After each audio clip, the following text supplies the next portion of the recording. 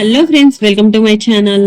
మంగళవారం రోజు దొడ్డుప్పుతో ఇలా పరిహారం చేస్తే ఏమి జరుగుతుందో ఇప్పుడు చెప్తాను. మీ జీవితంలో ఊహించని విధంగా అద్భుతమైన ఫలితాలు కలగాలంటే మంగళవారం ఉప్పుతో ఏం చేయాలో చెప్తాను.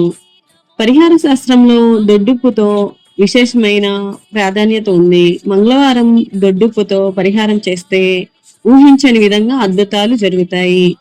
మంగళవారం రోజు ఒక గాజు గిన్నె తీసుకొని అందులో దొడ్డుప్పు వేయాలి. తర్వాత 7 లవంగాలు గాని 11 లవంగాలు గాని తీసుకొని అక్కడక్కడ ఇలా పెట్టుకోవాలి.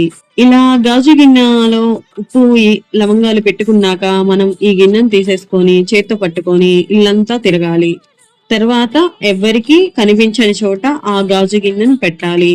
ఇలా చేయడం వల్ల తొందరలోనే అద్భుతమైన ఫలితాలు మీకు ఖచ్చితంగా కనిపిస్తాయి.